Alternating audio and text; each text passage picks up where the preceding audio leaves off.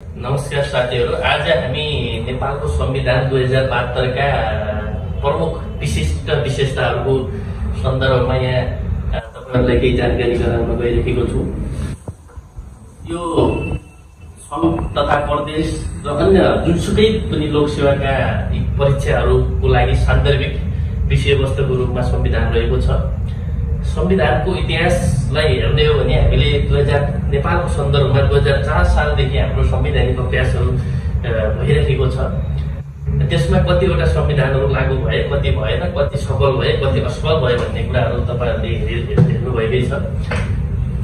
र मुख्य रूपमा आज म हाम्रो नेपालको संविधान 2072 का प्रमुख विशेषताहरूको बारेमा तपाईहरुलाई चर्चा परिचर्चा गर्न गइरहेको छु। मलाई विश्वास छ तपाईहरुले ध्यान दिएर सुनेर यसबाट चाहिँ फाइदा लिन सक्नुहुन्छ भन्ने विश्वास पनि लिएको छु। र संविधान भनेको हाम्रो देशको कुनै पनि देशको संविधान भनेको मूल कानुन हो। र संविधानसँग बाँधिने कुनै पनि कानुनहरू बाँधिएको वर्षमा अमान्य हुन्छ। तर संविधानलाई टेकेर अरू कानुनहरू बन्ने भएकाले संविधान आफैमा एउटा विशिष्ट प्रकृतिको विषयवस्तु बन्न पुग्दछ। संविधानले देशलाई चाहिँ सञ्चालन गर्ने एउटा मार्गदर्शनको रूपमा रहेको हुँदा यो एकदमै महत्त्वपूर्ण विषय हो। र यसको प्रमुख विशेषताहरूमा जाँदाखेरि हाम्रा विशेषताहरू त हजारौं छन्, धेरैवटा विशेषताहरू होला। त्यसमा पनि हाम्रा मुख्य विशेषता अरू संविधानभन्दा फरक विशेषताहरू के हुन् त भन्ने सन्दर्भमा तपाईहरुलाई म जानकारी गराउन गइरहेको छु। यसको प्रमुख विशेषता 2072 सालको संविधानको प्रमुख विशेषता के हो त भन्दाखेरि यो संविधान सभाबाट निर्मित नेपालको पहिलो संविधान हो। लामो समयको संघर्ष पश्चात, विभिन्न आन्दोलनहरू, विभिन्न जनक्रान्तिहरू पश्चात संविधान सभाबाट निर्माण भएको पहिलो संविधान जुन 601 संविधान सभा सदस्यहरूले यसलाई चाहिँ अनुमोदन गरेर छलफल गरेर यो निचोडमा ल्याएको भएकोले यो संविधान सभाबाट निर्मित पहिलो संविधानको रूपमा रहेको छ। यो पहिलो विशेषता तपाईहरुलाई थाहा नै होला। र दोस्रो विशेषतामा भन्दाखेरि हामी अहिले हाम्रो देश संघीय संरचनामा छ। संघीय संरचना भनेको के हो त भन्दा दुई वा दुईभन्दा बढी तहका सरकारहरू मिलेर बन्ने संरचनालाई हामीले संघीय संरचना भन्छौँ। अहिले हाम्रो देश नेपाल संघ, प्रदेश र स्थानीय गरी तीनवटा तहमा विभाजन छ र तीनवटै तहका आफ्ना आफ्ना अधिकारहरू छन्। तीनवटै तहका साझा अधिकारहरू छन्, एकल अधिकारहरू छन् र तीनवटै तहहरूले आफ्नो आफ्नो अधिकारको प्रयोग गरेर अहिले राज्य सत्ता सञ्चालन भइरहेको छ। यो त्यसैले अरूभन्दा यो विशिष्ट विशेषता अहिलेको संविधानले बोकेको विषय हो। त्यसै गरी हाम्रो तेस्रो विशेषतामा प्रादेशिक पहिचान सहितको एकल संघीय नागरिकताको व्यवस्था पनि यो हाम्रो अहिले 2072 सालको संविधानले गरेको छ। त्यस्तै गैर आवासीयलाई पनि नागरिकताको व्यवस्था छ। आर्थिक, सामाजिक, राजनीतिक अधिकार बाहेकका विषयहरू जोडेर यो गैर आवासीय नागरिकता पाउँछ। उसले चाहिँ राजनीतिक अधिकार पाउँदैन। त्यो बाहेकका अधिकारहरू गैर आवासीय नेपाली नागरिकहरू राजनहरूले पाउँछ। त्यस्तै सम्मानार्थ नागरिकताहरू पनि हामीले चाहिँ सुनेका छौँ। यो सम्मानार्थ नागरिकता भनेको कस्तो हो त भन्दा कुनै विदेशीले हाम्रो देशमा एउटा राम्रो काम गर्यो, उसले चाहिँ हाम्रो देशको लागि कुनै योगदान पुर्याएको छ भने त्यस्ता व्यक्तिलाई सम्मान स्वरूप दिने नागरिकतालाई हामीले सम्मानार्थ नागरिकताको रूपमा बुझ्न सक्छौँ। र त्यस चौथो विशेषता अहिलेको यो वर्तमान संविधानको के हो त भन्दा यो समावेशीकरण अङ्गालेको पहिलो संविधान हो। यसमा चाहिँ हाम्रो राष्ट्र प्रमुखको रूपमा राष्ट्रपति रहने व्यवस्था छ र राष्ट्रपति र उपराष्ट्रपति फरक लिङ्ग वा समुदायको हुनेछ भन्ने विशेषता यहाँ रहेको छ। त्यस्तै सभामुख र उपसभामुख फरक लिङ्ग समुदायबाट हुने भन्ने पनि एउटा विशेषता रहेको छ। त्यस्तै गरेर अन्य हाम्रा निर्वाचनहरूमा होस् अथवा लोकसेवाका इक्जामहरूमा होस्, हरेक विषयवस्तुहरूमा संघीयता अवलम्बन भएको छ। महिला, दलित, अपाङ्ग, पिछडिएका क्षेत्र भनेर विभिन्न चाहिँ हाम्रा क्लस्टरहरू पनि छुट्याएको छ। र मुख्य रूपमा राष्ट्र प्रमुख र राष्ट्र उपप्रमुख अथवा राष्ट्रपति उपराष्ट्रपति नै फरक लिङ्ग समुदायबाट हुन्छ भनिसकेपछि यसले समावेशीकरणलाई मूलभूत रूपमा उठाएको छ भन्ने कुरा हामीले बुझ्न सक्छौँ। त्यसकारण यसको चौथो विशेषता भनेको समावेशीकरण रहेको छ साथीहरू।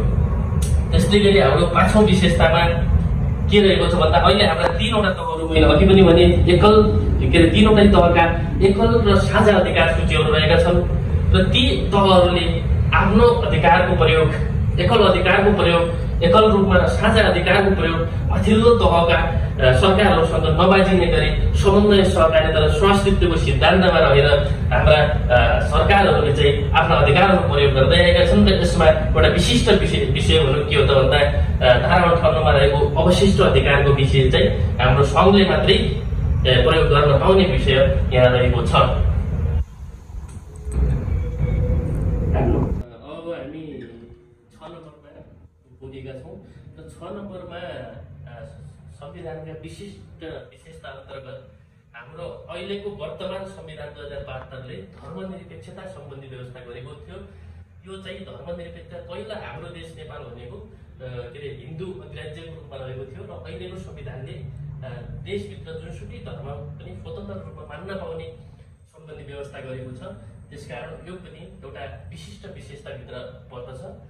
र अब हामी 7 नम्बरमा जाउँ। 7 नम्बरमा प्रधानमन्त्री नियुक्ति भएको पहिलो 2 वर्ष अविश्वासको प्रस्ताव राख्न नपाइने भन्ने व्यवस्था गरेको छ। निर्वाचन भइसकेपछि अब विभिन्न प्रक्रियाबाट अब त्यसको के अरे यो प्रधानमन्त्री नियुक्तिका पनि प्रक्रियाहरू छन्, त्यो हामी अर्को भिडियोमा भन्नेछौँ। र त्यो नियुक्ति प्रक्रियाबाट प्रधानमन्त्री नियुक्ति भइसकेपछि त्यहाँ भएका सदस्यहरूले 2 वर्षसम्म विश्वासको प्रस्ताव राख्न पाउँदैन। यो स्थायित्वको लागि गरेको एउटा उचित कदम हो। यो विषयले पनि के अरे यो हाम्रो 2072को संविधानमा समेटिएको छ। त्यसकारण यो अलि पहिलाको संविधानभन्दा अलि विशिष्ट विशेषताको रूपमा रहेको छ। त्यस्तै गरी हामी 8 नम्बरमा जाउँ। 8 नम्बरमा सङ्घमा यो मन्त्रीमण्डलको कुरा रहेको छ र मन्त्री परिषद गठन गर्दाखेरि हाम्रो सङ्घमा चाहिँ 25 सदस्य र प्रदेशहरूमा त्यहाँको प्रदेश सभा सदस्य सङ्ख्याको 20% भन्दा ठुलो मन्त्री परिषद गठन गर्न पाइँदैन भनेर चाहिँ संविधानमै किटान गरिदिएको छ। पहिला लामा 40-50 जनाका मन्त्रीमण्डलहरू गठन गर्ने एउटा लामो लस्कर मन्त्रीमण्डलको हुने आवश्यक जति बेला मन लाग्यो त्यति बेला नै मन्त्रीहरू चाहिँ नियुक्ति गर्ने एउटा प्रक्रिया थियो। त्यो प्रक्रियालाई चाहिँ गुडा गुलाम दिँदै संविधानले नै अब योभन्दा बढी राख्न पाइँदैन है। सङ्घीय के अरे संसदमा 25 सदस्य र प्रदेशहरूमा प्रदेश सभा सदस्यको 20% भन्दा ठुलो आकारको मन्त्री परिषद गठन गर्न पाइँदैन। त्योभन्दा सानो चाहिँ गर्न मिल्छ र त्योभन्दा ठुलो गर्न मिल्दैन भन्ने विषय चाहिँ अहिलेको 2072को संविधानले राखेको हुँदा यो पनि एउटा विशिष्ट विशेषता अन्तर्गत रहेको छ। त्यस्तै गरी हामी अब 9 नम्बरमा जाउँ। 9 नम्बरमा चाहिँ के छ त भन्दाखेरि बजेट निर्माणको मिति नै किटान गरेर संविधानमा नै सङ्घको चाहिँ जेठ 15 गते, प्रदेशहरूको चाहिँ असार 1 गते र स्थानीय तहको चाहिँ असार 10 गते बजेट त्यही दिन मात्रै ल्याउन पाइन्छ। त्योभन्दा अन्य दिन बजेट ल्याउँछु भन्न पाइँदैन, किनभने यो चाहिँ धेरैवटा सरकारहरूले चाहिँ लापरवाही गर्ने बजेटको सीमा यताउति चाहिँ यो गर्ने भएको हुनाले चाहिँ संविधानमा नै यो दिनमा चाहिँ यो सरकारले बजेट ल्याउनुपर्छ भनेर चाहिँ व्यवस्था गरेको छ। त्यसकारण यो पनि एउटा नौलो विशेषता अन्तर्गत रहेको छ, यो विशिष्ट विशेषता अन्तर्गत रहेको छ। र अन्तिममा हामी 10 नम्बरमा जाउँ। र 10 नम्बरमा के छ त अहिलेको विशेषता यो संविधानमा भन्दा सार्वभौम सत्ता, अखण्डता, राष्ट्रिय एकता जस्ता विषयहरू जुन देशको लागि नै यी विरुद्धका कुराहरू देशको लागि नै अहितकारी हुने भएको हुँदा यस्ता विषयहरू कुनै पनि हालतमा संशोधन गर्न सकिँदैन। बहुमतले 2/3 बहुमतले पनि सार्वभौम सत्ता, अखण्डता, राष्ट्रिय एकता जस्ता विषयहरूमा आँच आउने गरी संविधान संशोधन गर्न सकिँदैन भन्ने विषयहरू चाहिँ त्योभित्र चाहिँ संविधान यो भित्र राखेको हुनाले यो पनि एउटा फरक विशेषता रहेको छ। मैले अघि नै भने धेरै विशेषताहरू छन् संविधानका, तर यीमध्ये पनि हामीले 10 वटा एकदमै चाहिँ जेन्युन एकदमै नयाँ विशेषताहरू तपाईँहरूमा राख्यौँ र अन्य विशेषताहरू पनि तपाईँहरूले सरस्वती हेर्न सक्नुहुन्छ। यी विशेषताहरूलाई सकभर क्वेसनमै त तपाईँको संविधानका विशिष्ट विशेषताहरू भनेर चाहिँ धेरै ठाउँमा सोध्ने गर्छ र संविधानका विशेषता सोधे पनि यी 10 वटा विषयहरूलाई चाहिँ अगाडि राखेर त्यसपछि चाहिँ अन्य विशेषताहरू पनि राख्नु होला। र हामीले यो 10 वटा विशेषता आजको सेसनमा हामीले चाहिँ छलफल गऱ्यौँ र फेरि पनि हामी यस्तै सेसनहरू लिएर आउनेछौँ। लोकसेवा कमान्डोमा हामीलाई अरू पनि धेरै विषयहरू हामीले चाहिँ अपडेट गर्दै आएका छौँ र फेरि पनि हामी अपडेट गर्नेछौँ भन्दै आजलाई क्लास सिद्ध्याउँछौँ। धन्यवाद।